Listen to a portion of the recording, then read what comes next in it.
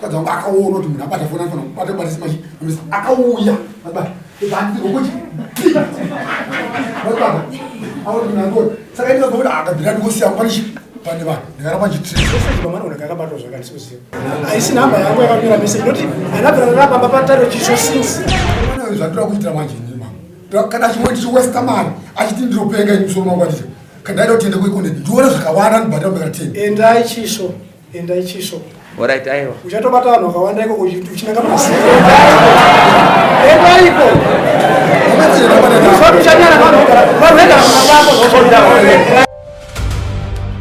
Schema Construction is ready to serve homeowners, carpenters, builders, contractors and businesses with quality ceiling, wall skimming and tiling. We also supply ceiling boards and accessories, cornices and centerpieces, skim light, rhino set and plaster products, tile adhesive and grout.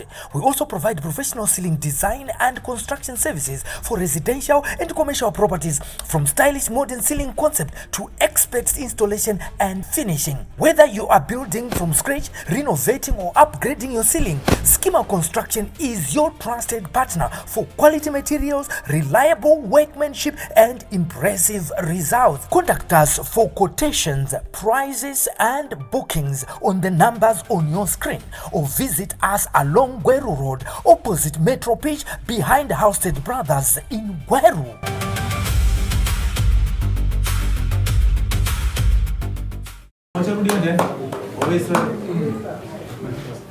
The pay to claim.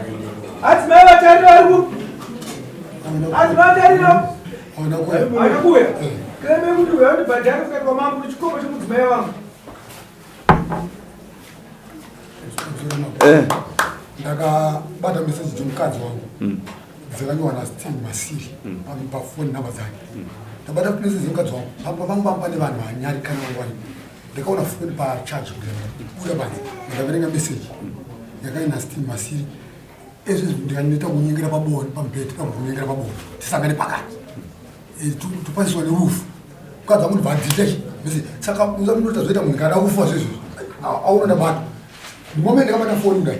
Kaza akaona kuti munhu abata phone anofana kubata batisa machi akauya baba ibandi ngokuti baba awuri nango saka ndo kuti akabira ndikusiya kwanishi pane vanhu ndikaramba nchitresa Ukabatiwa nemupafu nete vaditeshi ndizingata vandipere plan B ndikaramba nchitresa fona badastima si vandazobata mukambudzi dzakafona 9 madhaudi dzakafona kaza ngati ndafudeza mukadzi wamasimu dhaini mumangu napedza munodzira yabo dhaira zikadza handidzi murungu dzakapinda semfoni mukadzi dzatotsotsi weiona mukadzi wakutora ndikati aiwanda andapera mukadzi wacho ndakuda ndadzoka ndakuti ona munhu woyo ndani wachinabira namba dzake anosizi masimu mukadzi akabva kuda mubapati kutiza ubva anobloka raini rangu rake rangu ranga rakati mwanifona basa nechitupa chake vabloka ndikati bo ndeba mukadzi vatisa vaenda kukachudo mukadzi ndoma chimutsvaka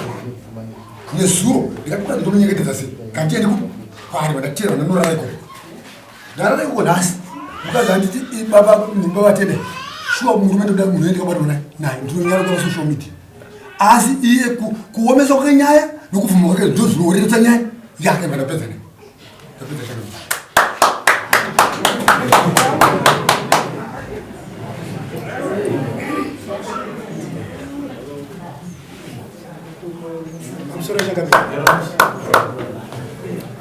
kutara kuita murume nekuboka nako kukuru singaiti inini pamba pomurume anobvenda parare inini basa ndoshanda kubasa vandopedza basa na half 6 madzimai yangu anondipupurira ndira musona kana kumba kwako tairo chizvo message pamwana ona kakabatwa zvakandisiuziva asi handisiri haisi namba yangu yakamira message noti anabvira rapamba patairo chizvo since namba dzake mufoni make akatopiwa nemudzimai yangu inini atokumbira tikupe gogo tipewochi phone number dzenyu nedzemurume wabvapiwa hatisi ndakamupa kana pakatofonera prime izvozvo mwana kari kurwara hana kuuya kumufonera prime kuti tiudze kuti contact yakafamba sei kuti iende kumba uyu anobvera rapamba pataro chizvo mama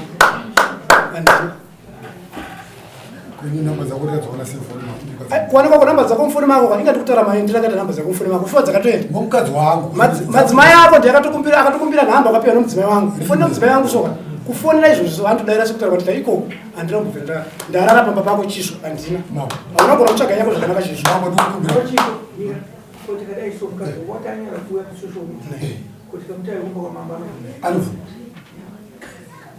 tangota zvangadautaura mambo ndachikumbira mukomana uyu zvandira kuitira manje nima kana chimwe ndichiwesta mari achiti ndiropenga imusoro mangu aticha kana ndaida kutiende kuECONET ndione zvakawanda ndibhatira mbeka 10 endai chisvo alright aiwa uchatobata vanhu vakawanda iko uchinanga pasi endaiko uchanyara vanhu vegara pambapako ndouchanyara noitai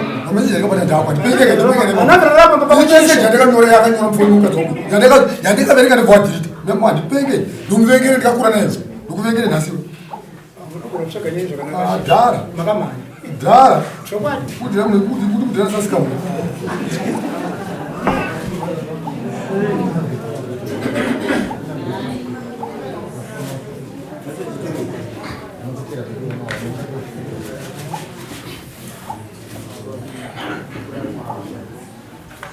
no itai so chisvo iwe chisvo handiti newe munofonera uyu ana magirasi munomufonera mese munomufonera munoya kumba ndeti munopiwa munofonera anokuudza pandiwanika havana kuenda kuparliament but kana ndadzoka tinobatsira asi rega ndikuudze zvinoita nyaya iyi ikazobuda iri chaiyo chaiyo unofanira kuudza unobhadhara mombe 7 aiwa zvinondosvama uchangamira asi achanyara nwanhu igara pamba pake mupanireba autsvage zvavano baba kutsvaga iwe wenyu ndotsvaga zvavano baba ndikutipindira uchangamirika ndotsvaga iwewo ndotsvaga iwe wenyu zvaunoita muswe I think munogona kuuya Friday kana Saturday muchapiwa date munofonera uyu iwe mese muri ndinofonera iwe bwana muri yakumba alright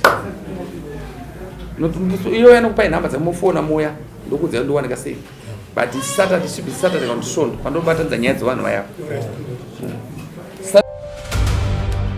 Schema Construction is ready to serve homeowners, carpenters, builders, contractors and businesses with quality ceiling, wall skimming and tiling. We also supply ceiling boards and accessories, cornices and centerpieces, skim light, rhino set and plaster products, tile adhesive and grout. We also provide professional ceiling design and construction services for residential and commercial properties, from stylish modern ceiling concept to expert installation and finishing. Whether you are building from scratch, renovating or upgrading your ceiling, Schema Construction is your trusted partner for quality materials, reliable workmanship and impressive results. Contact us for quotations, prices and bookings on the numbers on your screen, or visit us along Gweru Road opposite Metro Pitch behind Housestead Brothers in Gweru.